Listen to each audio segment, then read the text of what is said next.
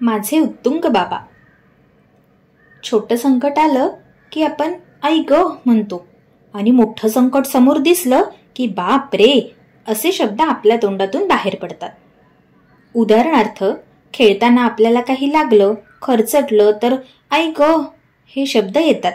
पण रस्त्यावरून जाताना एखादा ट्रक जोरात आला आणि त्याची कुणाला धडक होणार असं वाटताच आपल्या तोंडून आपसूक बाप रे असे शब्द बाहेर पडतात.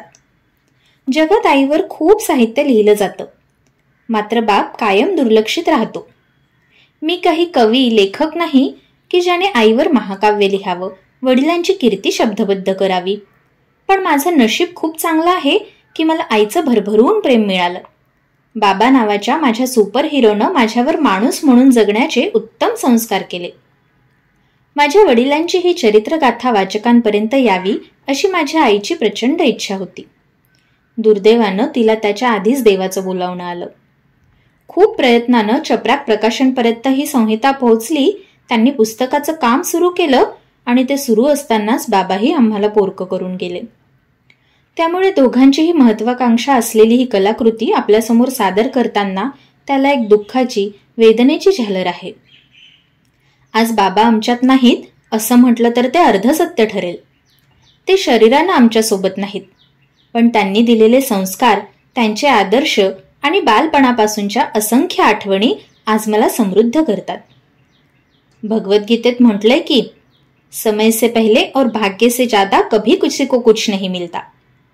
मला मात्र नेहमी वाटतं की माझ्या आईनं 9 महिने बाळाला पोटात वाढवणं हे समय से पहिले खूप काही देणारं आहे आणि आई वडिलांनी आपल्यावर उत्तम संस्कार करणं, निरपेक्ष प्रेम देणं, जगण्याला दिशा देणं आणि एक माणूस म्हणून घडण्यासाठी जे काही करता येईल ते करणं हे भाग्य से ज्यादा आहे.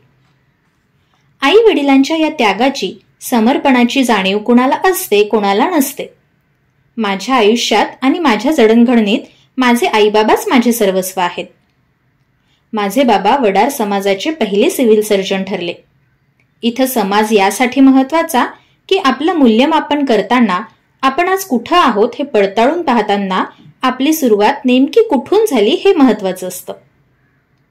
घरात 18 विश्वे दारिद्र्य असताना देगलूरमधील डबक्यात सुरू झालेला त्यांचा जीवनपट पुढे इतका विस्तारत गेला की त्याला आकाशासारखे विराट स्वरूप प्राप्त झाले.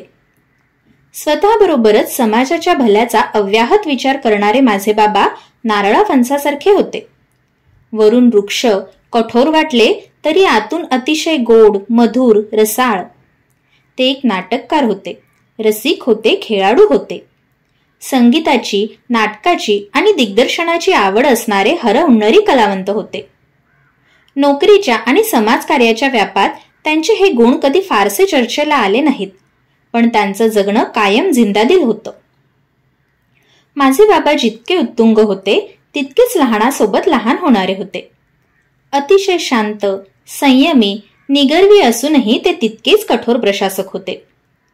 संत तुकाराम महाराजांनी सांगितल्याप्रमाणे मेनाहून मऊ आणि कठीण वज्रासही भेदण्या इतके कणखर. शिक्षणामुळे त्यांनी स्वतःच्या आयुष्यात आमूलाग्र परिवर्तन घडविले. हे करताना कधीही कसलाही मोठेपणाचा बडेजाव मिरवला नाही. आजकाल समाजासाठी एखादं छोटं काम जरी कोणी केलं तरी ते लगेच मला पहा आणि फुले वाहा म्हणत त्याची जाहिरातबाजी करतात. बाबांनी मात्र कधीही स्वतःचा मोठेपणा मिरवला नाही. इतरांना देत जाणे हाच त्यांचा स्थायी भाव होता. माणूस घेतल्याने नाही तर दिल्याने मोठा होतो हे त्यांनी आयुष्यभर त्यांच्या कृतीतून दाखवून दिले. एकीकडे वैद्यकीय पेशाच्या माध्यमातून शब्दशः हजारो गोरगरिबांचे प्राण वाचवणारे माझे बाबा दुसरीकडे सुट्टीत आम्हा भावंडांसह आणि मित्रमंडळींसह नाटक बसवायचे. आम्हा बच्चे कंपनीशी एकरूप होताना त्यांनी कधीही आपल्या ज्येष्ठत्वाची झूल अंगावर पांघरली नाही. सुनील गावस्कर, थॉम्सन इत्यादींच्या व्हिडिओ कॅसेट पाहून ते क्रिकेट शिकले. इतक्यावरच न थांबता त्यांनी नगरला क्रिकेटची एक टीमच तयार केली. या टीमने क्रिकेटमधील अनेक महत्त्वपूर्ण पारितोषिकेही पटकावली. या पुस्तकात त्यांनी त्यांच्या वैयक्तिक आवडीनिवडीविषयी फारसे काही लिहिलेले नाही, पण आमच्यावर त्यांचे ते संस्कार आपसूक झाले आहेत. धाराशिवला असताना त्यांनी त्यांच्या अभिनयाच्या माध्यमातून नाटककार म्हणून ओळख मिळवली होती. मला तिथे त्यांनी शेरलॉक होम्सच्या नाटकाच्या माध्यमातून स्टेज करेज दिले. सिव्हिल सर्जन डॉक्टर गायकवाड यांनी आयोजित केलेल्या क्रीडा स्पर्धांमधील बॅडमिंटन फायनल जिंकणारे अशीही त्यांची ओळख आहे. 12वीच्या वर्गात असताना माझ्या शैक्षणिक भूमिका चुकत गेल्या. मित्रांच्या संगतीने पुढे काय करायचे याचे धोरण मी बदलत गेलो. एका अपयशाने तर एकटाच रडत बसलो. त्यावेळी त्यांनी मला सांगितलं की अशा छोट्या छोट्या गोष्टींसाठी आयुष्यात कधीच रडायचे नाही. जे आहे त्याला धीराने सामोरे जायचे आणि आपले ध्येय साध्य करायचे.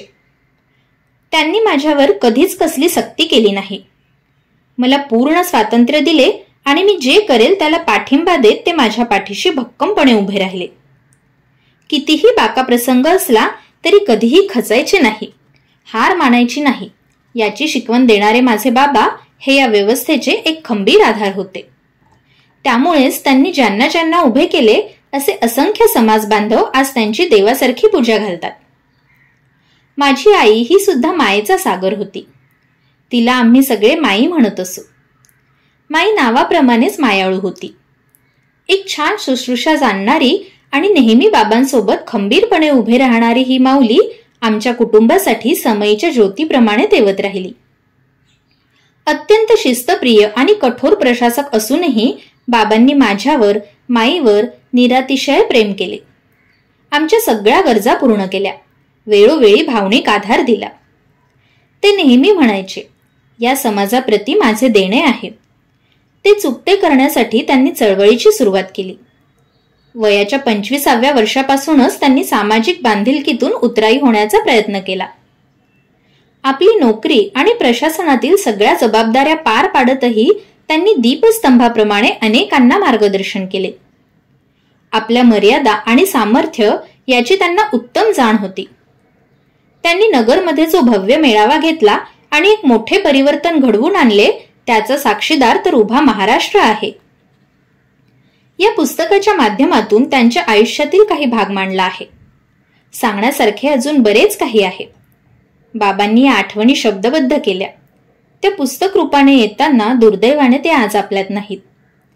तरीही हे लेखन निश्चितपणे आपणा सर्वांसाठी प्रेरणादायी आहे.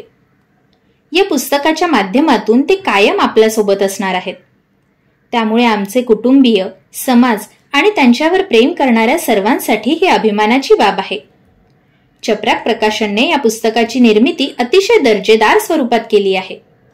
आपण सर्व वाचक याचे स्वागत कराल अशी अपेक्षा आहे.